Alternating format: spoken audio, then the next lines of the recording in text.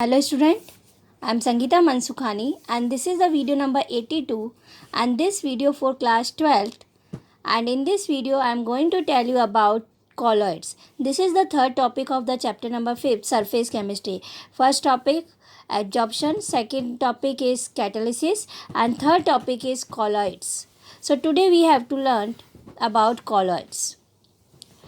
Colloid is a heterogeneous system in which one substance is dispersed and dispersed phase as very fine particles in another substance. It is called dispersion medium. Like milk in water. So refer as a colloid. Heterogeneous system, two types of system, homogeneous and heterogeneous. Homogeneous, that is means solute completely dissolved in solvent, so it is known as homogeneous. And if solute cannot completely dissolve in solvent, so it is known as heterogeneous. So here colloid example of the heterogeneous system. And in colloid, one substance is dispersed phase as very fine particles in another substance. It is called dispersion medium.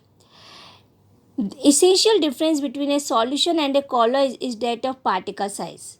Okay, while in a solution particles are ions or small molecules, but in colloid the dispersed phase may consist of the particles of the single macromolecules like as proteins, synthetic polymers, or an aggregate of many atoms, ions, or molecule any. So colloid particles are larger than simple molecules but small enough to remain suspended. So their range of diameters is between 1 and 1000 nanometer, 10 to power minus 9 to 10 to power minus 6 meter. Then colloidal particles have an enormous surface area per unit mass. Okay, enormous surface area per unit mass, so result of their small size. Like consider a cube with 1 centimeter side. So it has total surface area of 6 centimeters square because 6 sides cube. So if it were divided equally into 10 to power 12 cubes, so the cube would be size of the large colloidal particles and have a total surface area of 60,000 centimeters square or 6 meters square. So this enormous surface area leads to some special property of the colloids to be discussed later in the unit.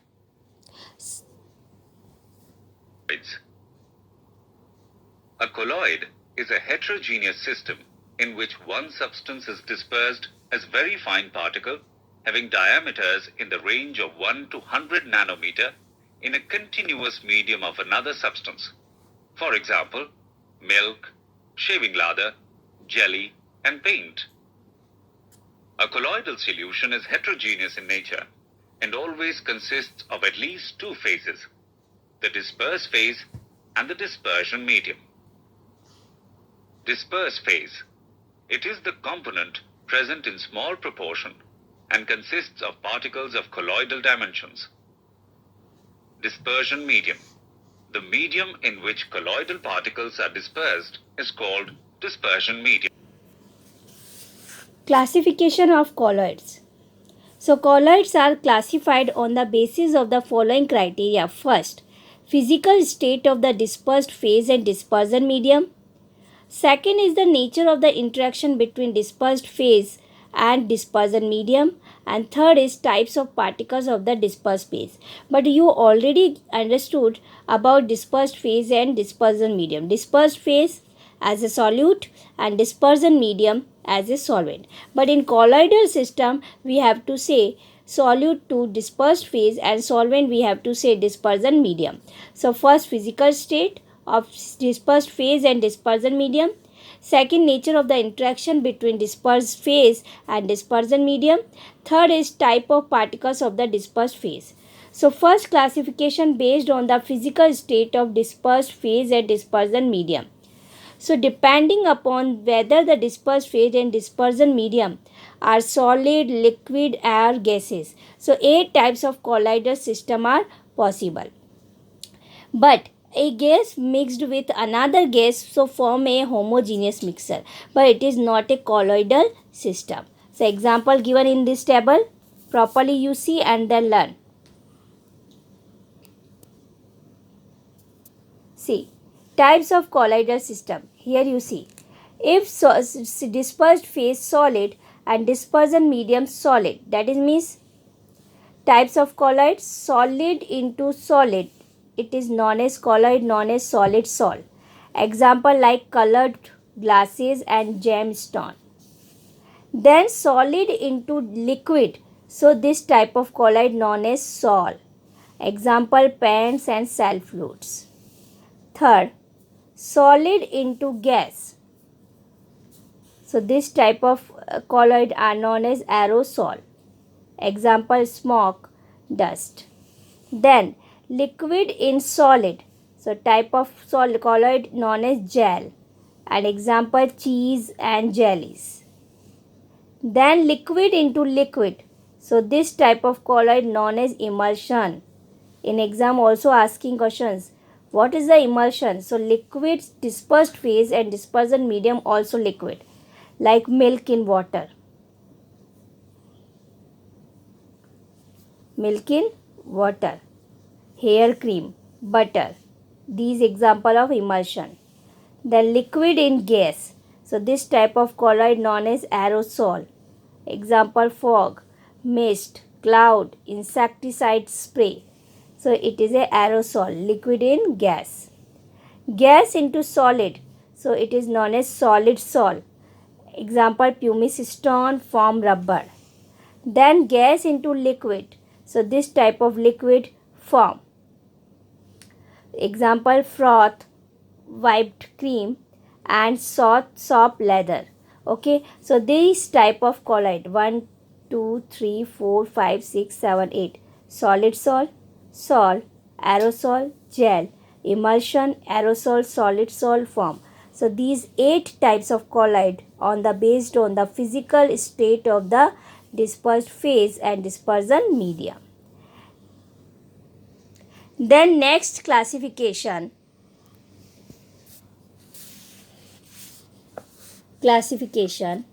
based on the nature of the interaction between dispersed phase and dispersion medium.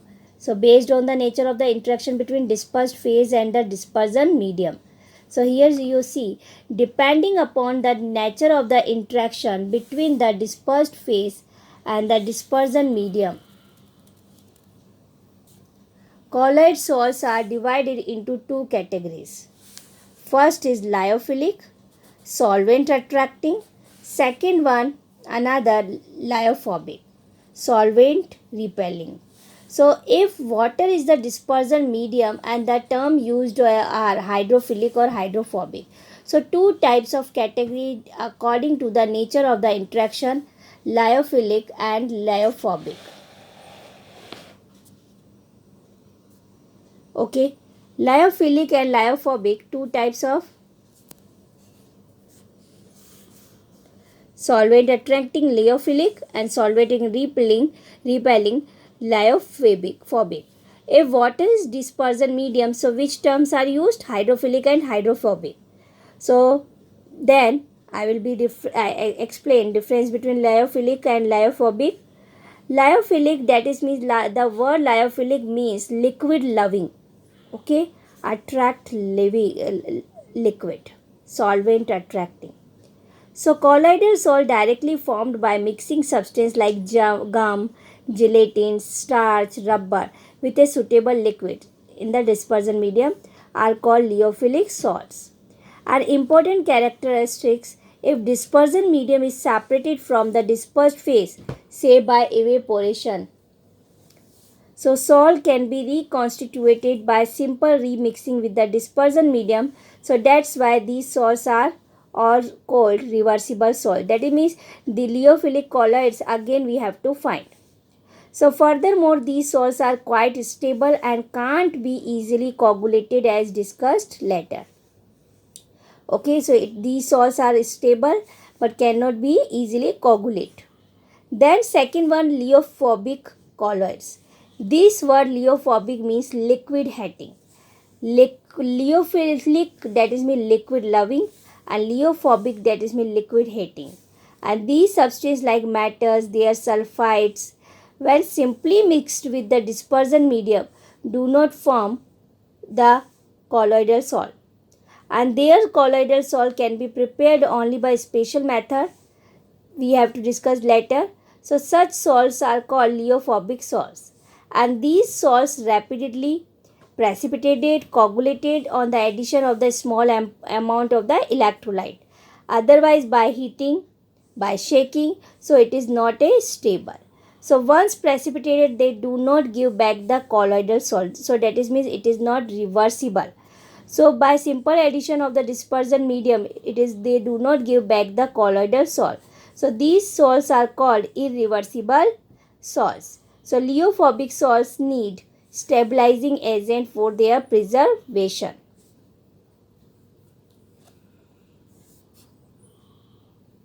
Based on type of particles of dispersed phase. On the basis of nature of the particles of dispersed phase, colloids are divided into three categories. Multimolecular colloids.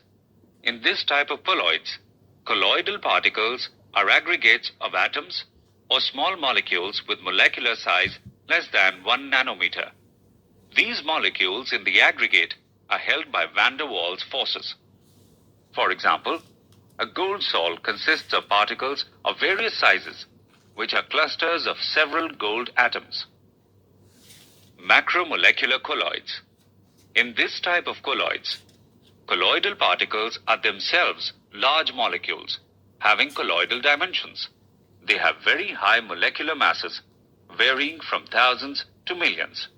For example, proteins, cellulose, nylon, and plastic. Associated colloids. This type of colloids behave as normal, strong electrolytes at low concentration, but at higher concentration, they behave as colloidal solutions due to the formation of aggregated particles known as micelles. For example, soaps and detergents, colloids.